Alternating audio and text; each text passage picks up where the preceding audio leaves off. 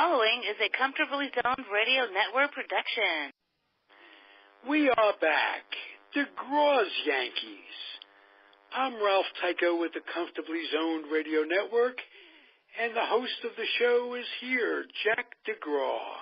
How are you, sir? How are you, Ralph? A little harried, but I'm all right. What else is going on with you? Are you happy and healthy? Well, I'm healthy. Okay. Well, happy and I'm happy.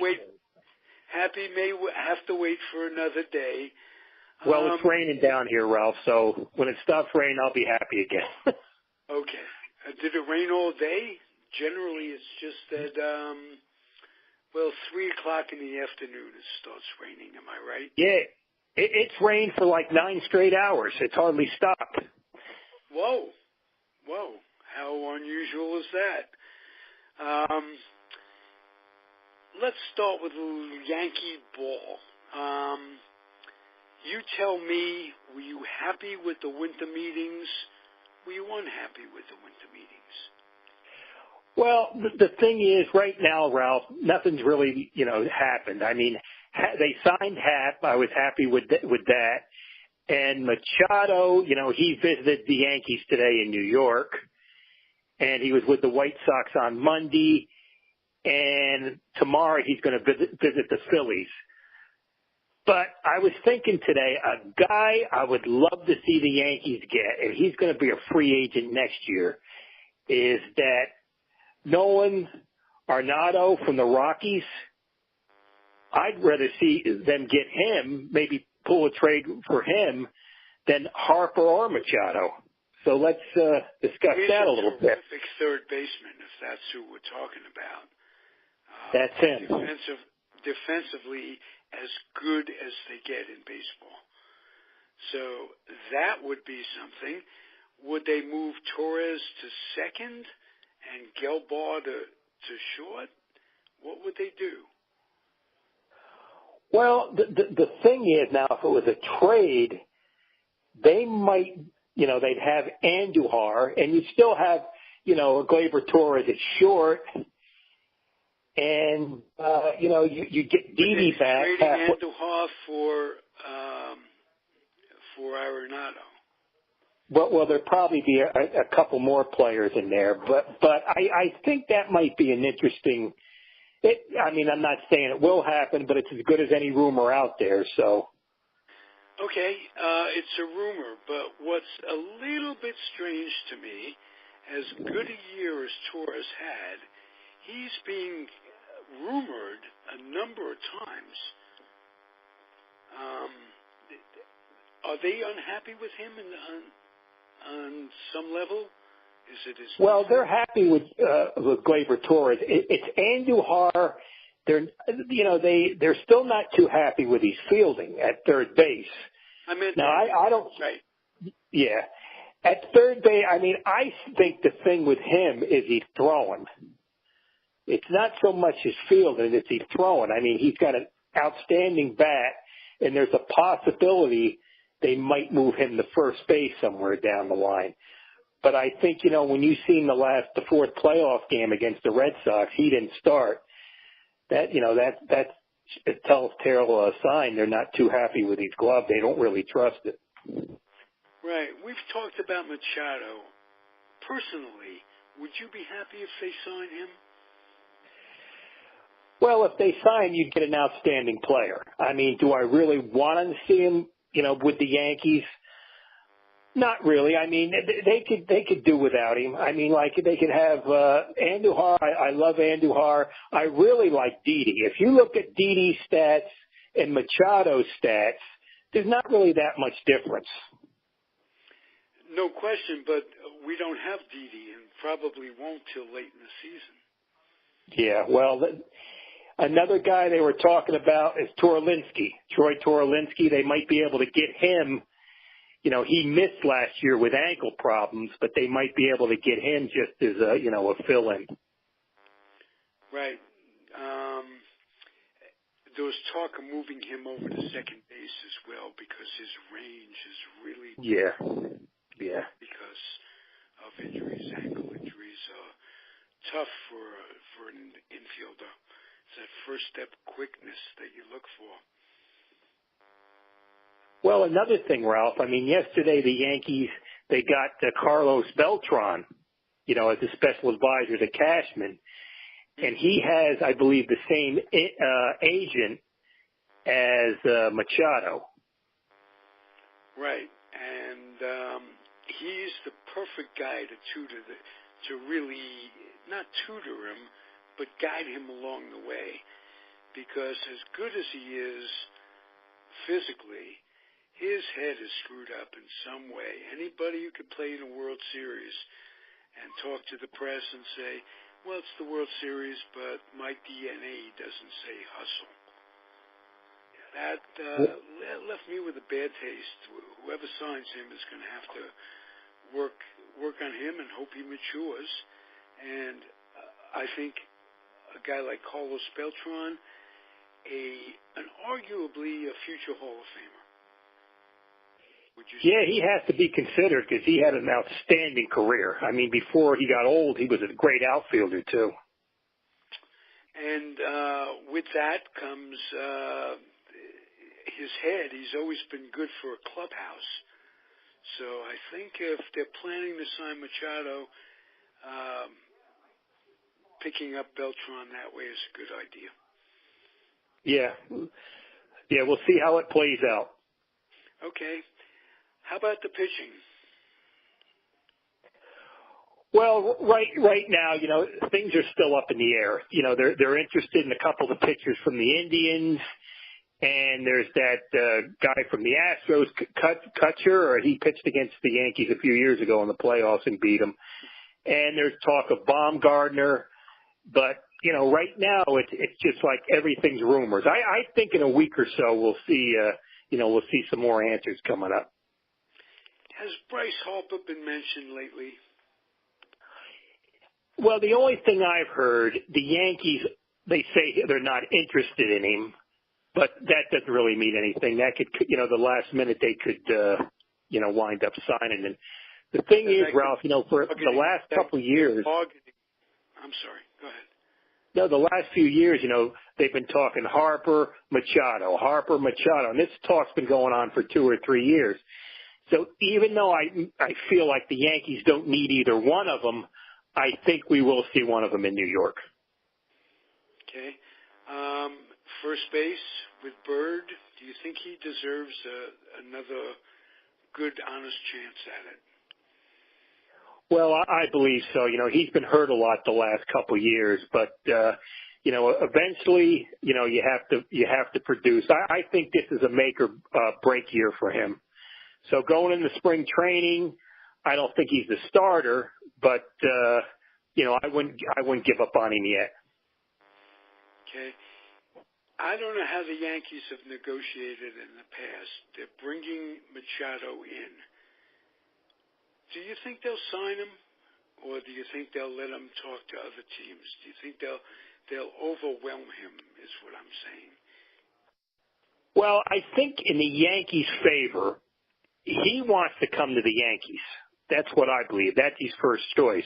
But I think the thing with the Yankees, they don't want to get stuck in any 10-year contracts anymore. I don't see them going any longer, maybe 8 years, with maybe a buyout clause after the 4th or 5th year, because I don't think you want to get stuck with those long-term contracts. If you're going to get stuck, though, he's as physically talented as anybody in baseball. So, well, yeah, the good thing is he's only 26. So, like, in his 8th or 10th year, he's not going to be like in his late 30s like a lot of the other contracts, with A-Rod and Tex and guys like that. Yeah. Just seems to be that they'll bring him in and sign him. That's my guess. Could very well happen. And if it happens, I think it'll be happening before Christmas. That'd be a nice Christmas present for you guys. And then when Didi comes back, you've got decisions to be made. Is it just possible that he's more of a third baseman than a shortstop? Or is he, does he have the range for shortstop? Are we talking about Machado now, Ralph? Or? Yes. Okay. He can play shortstop, but I compared to Didi, I mean, you have Didi at short because Didi's an outstanding shortstop. Machado will do an adequate job there, but I think when you have Didi, you put him at third base. But then the thing is, I think Didi's a free agent at the end of next year. So, that could play into it too. I mean, if they sign Machado, they got to want to sign Didi. Yeah, you also have the complications of him coming back from really extensive knee surgery. This wasn't just orthoscopic. This was full-blown. And, everybody doesn't come back from that. So that's a factor. Well, yeah, you never know how guys are going to return and come back from injuries and stuff. I mean, they lose a half a step or they lose some arm strength or something, and, they're a whole different player. Right.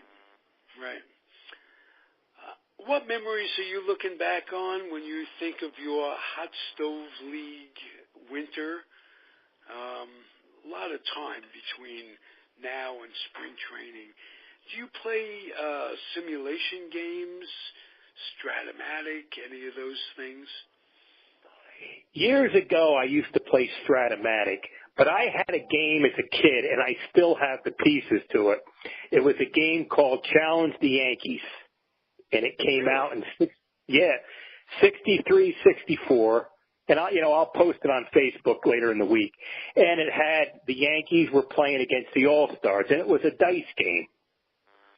And, you'd roll the dice, and, if it was 3, it was a fly ball. Then you would check, runner on third scores and other runners hold.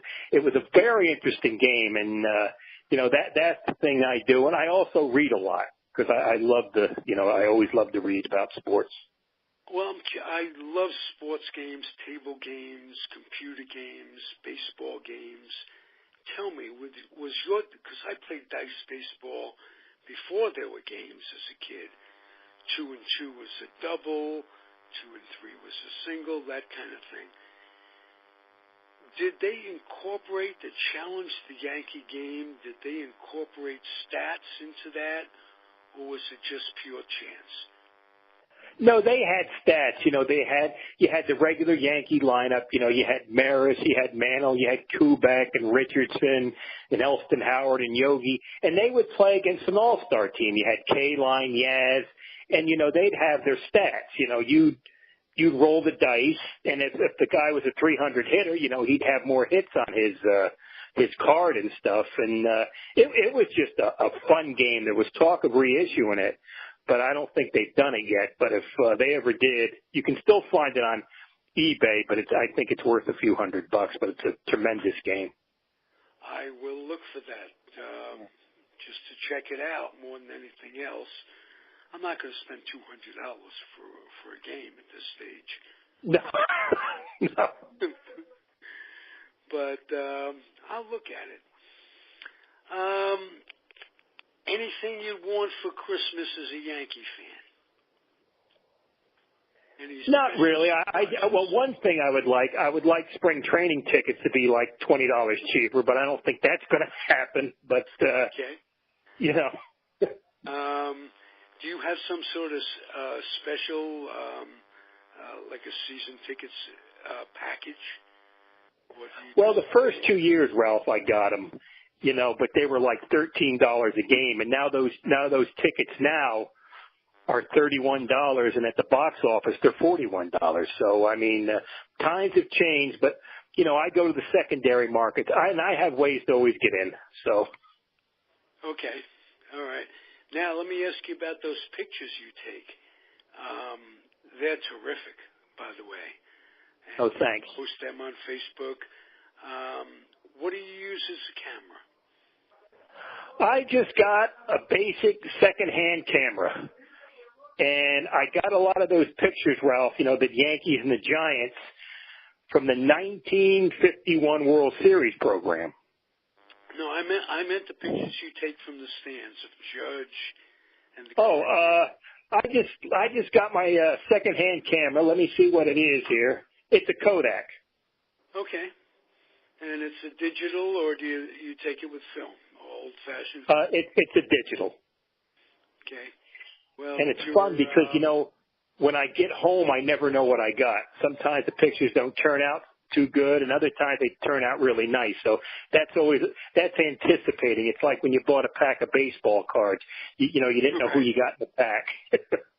Exactly. Spring training is mellow. When I think of spring training, I just think of going out, watching guys.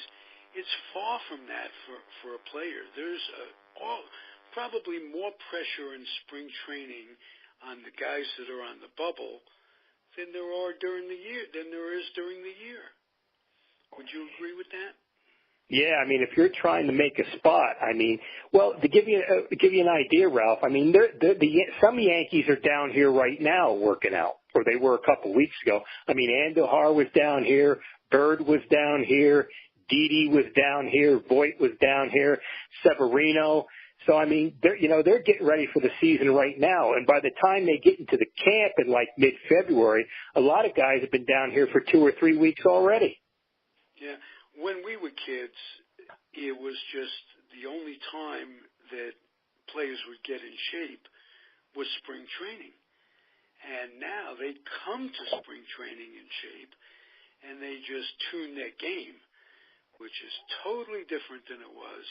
And I think that is what has contributed to an incredible increase in infield talent, outfield talent, defensively. I think these guys are just in tip-top shape when they get there, and they can work on their game, and that helps them defensively, and that really increases the product. It increases the value of the product that we're seeing. So there's so much complaining about all the money that's being made and this and that. I just want to say there are great things in the modern day game.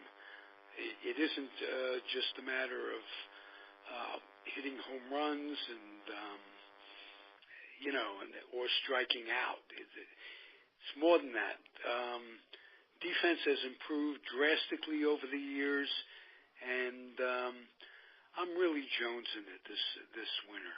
I guess that's because the only thing of interest on is our terrible political situation, and which is a bummer every day, no matter whose side you're on. America is not doing well. So I'm missing it. I'm missing ball. Well, our country is a nightmare. Our leaders are a disgrace, and they have been for a long time. But hopefully, Ralph, we got about nothing like the past few years, and it's coming to a head. But the thing is, we are so vulnerable in the world because of all the distractions that's going on internally, and just some scary times. So it'll make baseball get our minds off of it more important this year than any time that I could remember. These are treacherous times for all of us, and we need a diversion. So hurry spring. What was that? Hurry sundown, Saul Bellow, or whoever talking hurry spring. How about that? Well, one of the things you can do, Ralph, they have the winter leagues in Venezuela and the Caribbean. So if you get on MLB, you can follow that.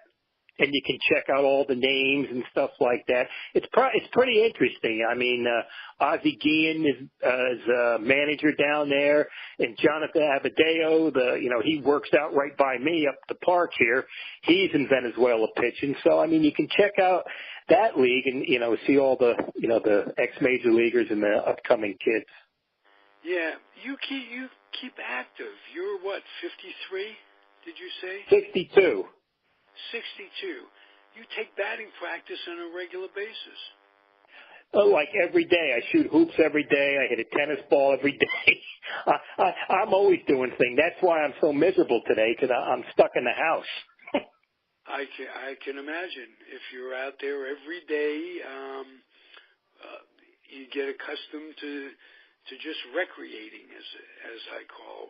What perfect weather in Florida year round. Today being an exception. Tomorrow it'll be sunny for you. Oh yeah. I mean, and I'll tell you, Ralph, December down here is the nicest time of the year. December and January. I mean, with the climate change, it's brutal the summers anymore because it's gotten hotter. But you can still go out and every day and do whatever you want. Hey, climate change, you must be one of these newfangled scientific people. That stuff's a big myth. How could it be climate change? Our Lord gave us this earth, and it's up to him or her. It's not up to what we do with it. Well, the only thing I can say, Ralph, I mean, I've been down here and I talked to a lot of people who live down here, and they said it's getting hotter. And I mean, maybe because I'm outside more instead of being in a gym, but it just seemed to be hot. I remember pictures I used to take of Yankee Stadium. I mean, when the Yankees trained in February, they had jackets on and stuff. It was chilly, but now it's like in the mid 80s and stuff. So, right, that's scary for the future of the planet. Let's put it that way. Yeah, it is. I talked to people, and they said it's gotten hotter down here in the last 4 or 5 years. What part of the Northeast are you from? I'm from a little town, Netcon, New Jersey. It was 50 miles exactly to get to Yankee Stadium. Okay. Now, how did you get there? Did your family drive, or did you take a bus, or what was a typical day at Yankee Stadium like for the Degraw family? Well, I used to go with my aunt, and I used to go with my aunt, my uncle, my mom, and I had friends. We drive there. We would take the car in. Now, the first time we went, they didn't even have Route 80. They had Route 46. And we used to take the Major Deacon, but then we got smart, and we went off the Harlem River Drive. And that saved a lot of time. And like my friend would drop me off, he'd give me a ticket, I'd run over to McDonald's, get something to eat, and then I'd meet him back at the seat with the food and the drinks, and that's how we always did it. That's when you were allowed to, actually have fun at the ballpark before, you have to get checked for everything. Right. Well, that's where our society has changed, and the fact that we do have to be checked for everything, and it's a reminder. And that's what terrorism is. They put it in your head, and it's in the back of your head. And sorry the world is this way. Yeah, it's a shame. It's a shame. All right, Jack, we had a nice talk. It was great talking with you. Had a little hot stove. Just makes me want spring training more. Well, they'll be down here, Ralph, in about 56 days. So that's not too far off. It's about 8 weeks. I think it's 100 days to opening day, if I'm not mistaken. Yeah, it is. Yeah. So we can take it. We're big boys, as George used to say. Yeah. Be well, my friend. Thank you. We will be back before you know it, next week or the week after, and hopefully we'll have some resolution to the Machado shortstop, second base.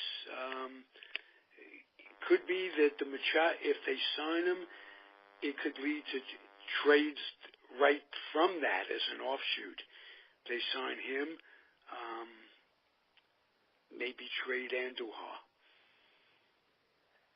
Well, it'll be interesting, Ralph, and I think we'll know in a few days. All right.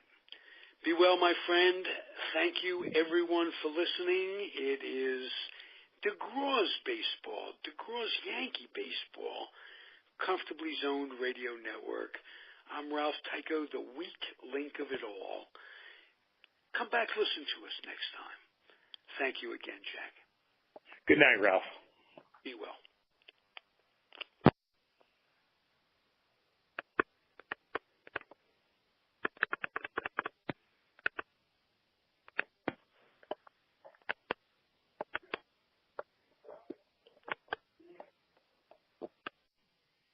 The proceeding was a Comfortably Zoned Radio Network production. Thank you for listening.